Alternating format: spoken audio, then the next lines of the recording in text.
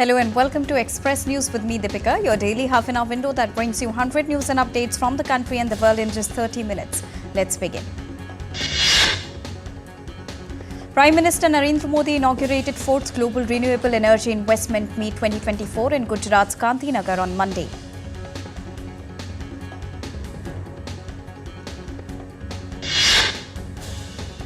Addressing the event, Prime Minister Modi said that India's solar revolution will be written in golden words. Prime Minister also highlighted India's achievement on climate commitments.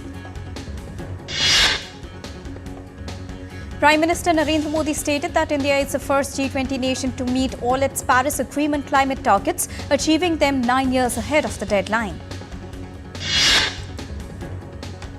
Prime Minister Narendra Modi emphasized that despite being a developing country, India has taken several important steps towards fulfilling its commitment to net zero emissions. Prime Minister Narendra Modi visited an exhibition held alongside the Reinvest Expo, accompanied by Gujarat's Chief Minister and the Union Minister for New and Renewable Energy. From Gujarat's Gandhinagar, Prime Minister Narendra Modi flagged off India's first Namo Bharat rapid rail service from Bhuj to Ahmedabad, along with several Vande Bharat trains and second phase of Ahmedabad-Gandhinagar Metro. Prime Minister Modi inaugurated and laid foundation stone for projects worth 8,000 crore rupees, including Bhuj-Ahmedabad Namo Bharat train. He also laid the foundation stone for several other significant projects.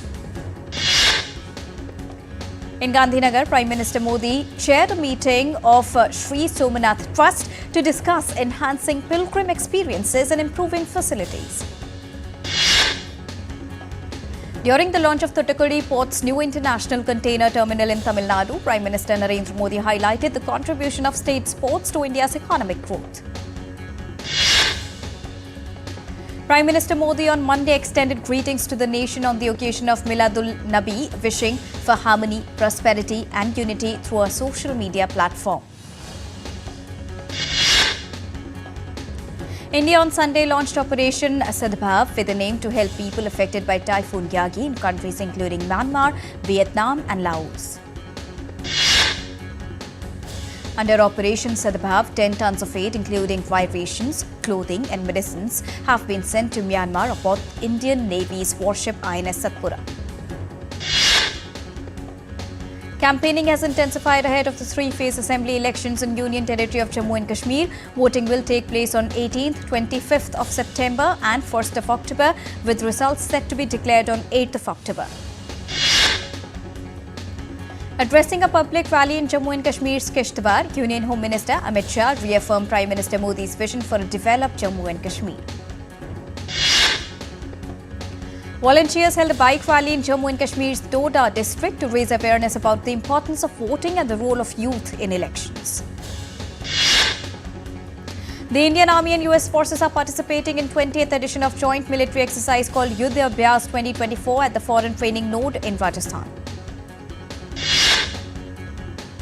In India's West Bengal, Chief Minister Mamata Banerjee invited junior doctors for a meeting at a residence to discuss issues related to the R.G. Kar Medical College and Hospital case. UP Chief Minister Yogi Adityanath and Tripura Chief Minister Manik Saha attended the inauguration of Siddheshwari Mandir and the foundation laying ceremony for the Ved Vidyalaya in northeastern state. Benchmark equity indices ended Monday's choppy session in positive territory. The 30-share Sensex added 97 points to settle at 82,988.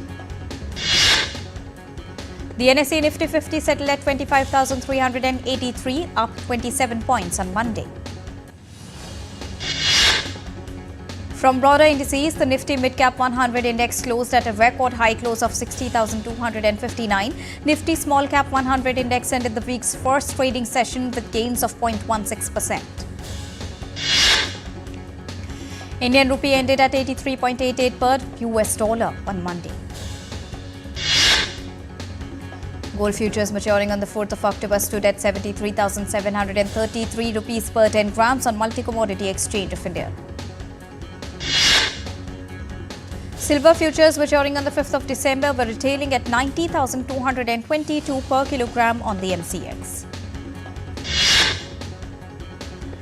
Oil prices touched up in early trade on Monday amid expectations of a US interest rate cut this week, with Brent crude futures up 3 cents at $71.64 a barrel. Asian markets showed little movement on Monday while the US dollar edged down. The US Federal Reserve is expected to begin a cycle of easing later this week. MSCI's broad index of Asia-Pacific shares, excluding Japan, rose 0.3%. Japan's Nikkei market was shut, but futures traded at 36,315. Nasdaq futures in the US saw a slight drop of 0.1%. Air Canada has struck a last-minute tentative agreement with its pilots' union on a new 4-year contract. The airline was on the verge of cancelling flights for 3 days, with a potential complete shutdown set for 18th of September. Italy has backed the European Commission's proposed tariffs on Chinese electric vehicle imports, seeking balanced cooperation and fair trade practices with China. Sri Lanka's economy is projected to grow by 3% in 2024, marking the first recovery since the severe downturn. Tourism remains a key contributor, earning $1.5 billion by attracting 1.2 million visitors as of July. Former US President Donald Trump narrowly survived yet another assassination attempt in South Florida, just 2 months after another gunman tried to kill the Republican presidential candidate. Former US President said he was safe and well, and the authorities held a man in custody regarding the case. The FBI said it is investigating the assassination attempt. US President Joe Biden and Vice President Kamala Harris have expressed relief that former President Donald Trump has escaped unhurt in his second assassination attempt in Florida. Ryan Ruth, who US identified as suspected assassin of former President Donald Trump, was an avid supporter of Ukraine in its conflict against Russia. The conflict in the West Asia continues to assume wider proportions when a ballistic missile fired by terrorist group Houthi from Yemen targeted Israel for the first time on Sunday. Speaking at a weekly cabinet meeting, Israeli Prime Minister Benjamin Netanyahu said Israel would inflict a heavy price on the Iran-aligned Houthis who control northern Yemen. A border police officer was stabbed in the old city of Jerusalem on Sunday, and police is calling it as a terror attack. Jordan King Abdullah II has nominated his chief of staff to be the new prime minister of the country, entrusting him with forming a government after parliamentary elections. Nuclear watchdog International Atomic Energy Agency's chief Rafael Grossi called the situation in Kursk region serious at General Conference. Russia's defense ministry said on Monday that its forces had retaken control of the villages of Uspinovka and Borky in Russia's Kursk region from Ukraine. Russia said that its forces had destroyed a Ukrainian train carrying foreign weapons and destroyed a warehouse of Ukrainian forces. Russia launched a drone attack on Kyiv with air defense units engaged in repelling the airstrikes. Sweden should lead the establishment of an enhanced NATO presence in Finland in the form of so-called forward land forces, the two countries proposed on Monday. France put fourth Foreign Minister Séjour for European Union Commission as French European Union Commissioner Thierry Breton on Monday resigned from the bloc's executive body. At least 8 migrants have died off the coast of France while attempting to cross the English Channel on the 15th of September. British Prime Minister Keir Starmer meets Italian counterpart Giorgia Meloni in Rome on Monday to discuss tackling illegal immigration. Earlier, British Prime Minister Keir Starmer also promised a new era in cross-border cooperation to tackle people smuggling gangs on his visit to Rome. Germany is expanding its border controls to the frontiers with all 9 of its neighbours to stop irregular migrants. It has sparked protests from other European Union members. Campaigning for presidential election in Sri Lanka has intensified. The front-runner candidate have been holding meetings and election rallies in various places discussing on various issues. Argentina's President Javier Milei said during a presentation to Congress on Sunday on the 2025 budget that he would defend his government's commitment to maintaining fiscal balance and veto all bills that threaten it. We're heading for a short break. We'll be right back.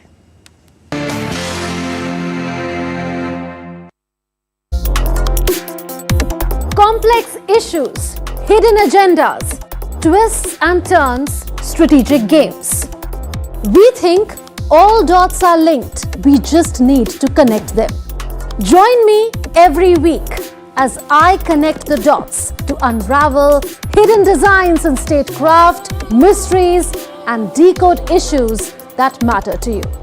Watch Connecting the Dots with me at these times on DD India.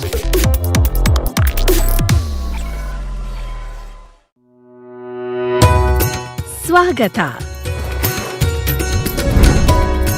Welcome to the land of breathtaking, natural splendor, magnificent architecture and rich cultural heritage. From the temples of Hampi to the Mysore Palace, from the ruins of the Vijayanagar Empire to Jog Falls and Bandipur Tiger Reserve, Karnataka's diverse and vibrant landscape has much to offer to everyone. With the largest coffee growing area and production of the highest quality of sandalwood, Karnataka is a leading agricultural state of India.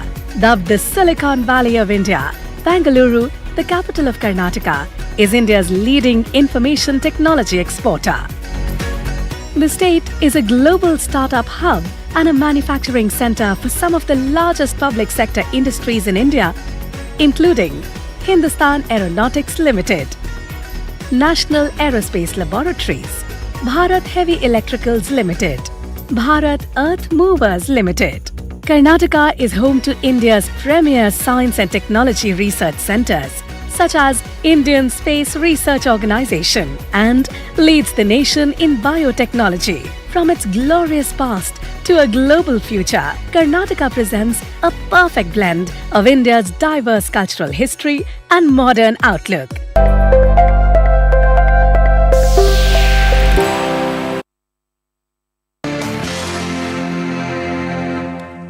Welcome back. Let's continue.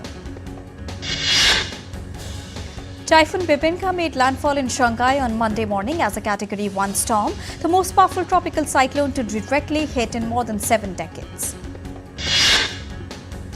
Authorities in Shanghai and neighbouring eastern provinces have taken tight measures to suspend public activities as the typhoon landed in the coastal regions. The death toll has risen to 11 due to powerful storm Boris that unleashed flooding in eastern and central Europe after additional victims were reported in Austria and Czech Republic. 250,000 Czech homes were without power. Authorities are on high alert with more rain anticipated.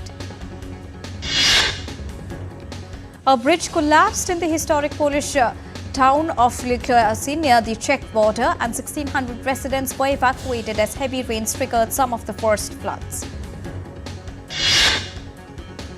Germany and Austria have been bracing for floods as water levels in rivers rise above the danger mark amid heavy rainfall. A glaciologist, Gulbara Murova, has warned of thousands of glaciers melting at an alarming rate in Central Asia due to climate change. An earthquake of magnitude 6.6 struck off the coast of Port McNeill in Canada's British Columbia. However, there is no warning of tsunami threat after the quake. Devastating floods early last week caused walls of a prison in Nigeria's Maiduguri to collapse, allowing 281 prisoners to escape, prison officials confirmed on Sunday.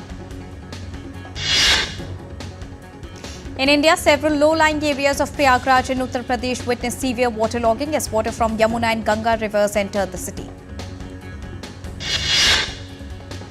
An interactive exhibition on the history of artificial intelligence was held during the 3rd Global AI Summit in Riyadh. The summit saw over 450 speakers and attendees from 100 countries.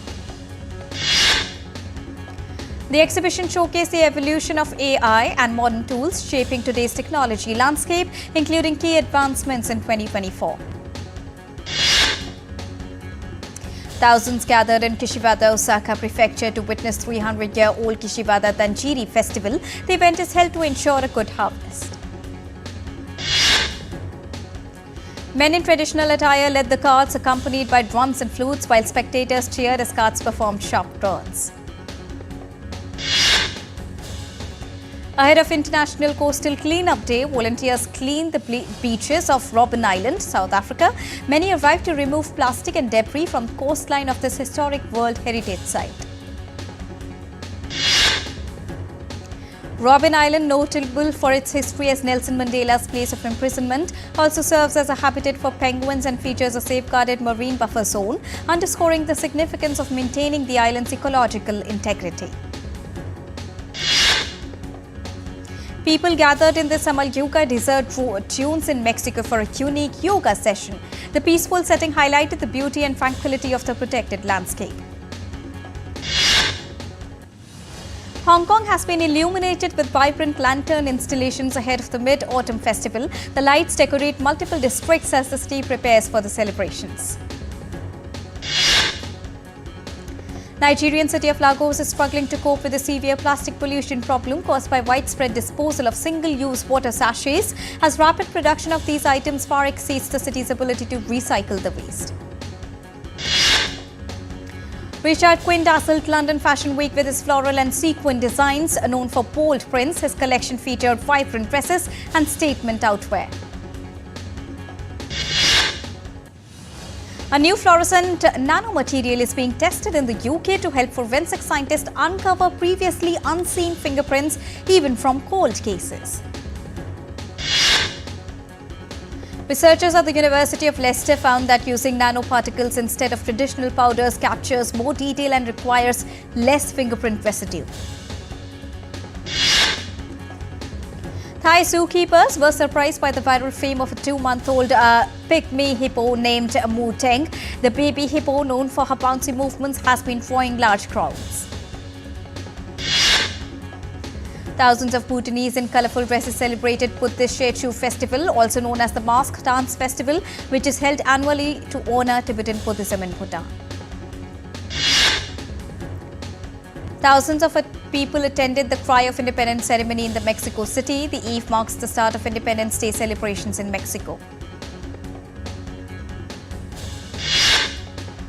13 years old Presley Shekina creates a portrait of Prime Minister Narendra Modi in 12 hours using 800 kilograms of millets in Chennai ahead of Prime Minister's 74th birthday, scheduled to take place on 17th September. Onam was celebrated with enthusiasm across India on Sunday. The 10-day event features grand feasts, traditional dances and cultural performances marking the return of mythical King Mahabali. Homes were adorned with floral carpets known as Pukalam, while the traditional Onam Satya feast was served on banana leaves. The festival highlights India's rich heritage. Hindu devotees across India offer prayers for the last time of this year's Ganesh Chaturthi festival before the immersion of Hindu deity Ganesh on 17th September.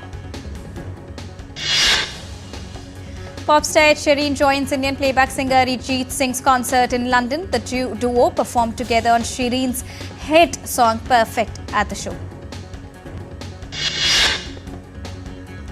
Anna Sawai, Richard Gere and Jalen Barron, plus more of Hollywood's biggest TV stars attended the annual Emmy Awards in Los Angeles, also known as the biggest night in television.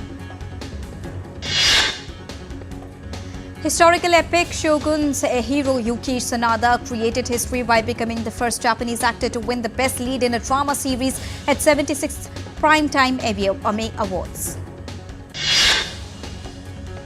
Shogun's lead actress Anna Sawai became the first actor of Asian descent to win Emmy for the Best Actress in the Drama Series category. Lucy Anilo's Hacks becomes the surprise winner of Best Comedy Series at the Emmy. Hollywood actor Natalia Portman walks the red carpet of 50th Deauville American Film Festival in France before the closing ceremony of the film festival.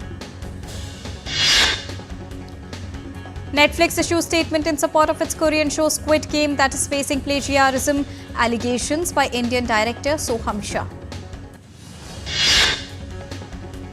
Tito Jackson, member of the legendary Jackson 5 and brother of Michael Jackson, died at the age of 70 due to heart attack. Superstar Rajinikanth starrer Jailer wins award for the best Tamil film at the prestigious South Indian International Movie Awards in Dubai. Rajkumar Rao and Shraddha Kapoor starrer Stree 2 becomes the sixth biggest hit of Indian cinema ever, earning title of highest grossing Hindi film of 2024. 2018 horror film Tumbad's re-release has outperformed Kareena Kapoor Khan's recently released The Buckingham Murders at the domestic box office.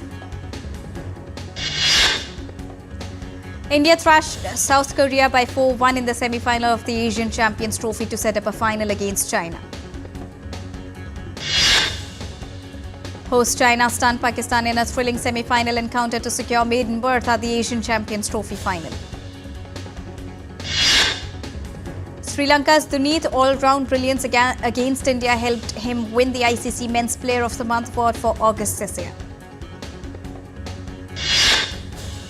In Women's T20, Team Ireland recorded historic victory, defeating England for the first time ever to win the match by 5 wickets. The 30-20 between England and Australia at Old Trafford was abandoned due to persistent rain without a ball being bowled. The England and Wales board has said on Sunday that Harry Brook has been named as the England captain for the upcoming ODI series against Australia. Sri Lanka recalled top-order batsman Ushada Fernando to their 16-member squad announced for their 2-test series against New Zealand. Former world number 1 Novak Djokovic teamed up with doubles partner Hamad Medjedovic to keep Serbia on track in the Davis Cup. Atletico Madrid cruised to a convincing 3-0 home victory over bottom side Valencia in La Liga thanks to goals from Conor Gallagher and Joan Griezmann and Julian Alvarez. And Oscar Piastri clinches victory at Azerbaijan Grand Prix, narrowly beating Charles Leclerc to the checkered flag in a race-long multi-car battle in Baku.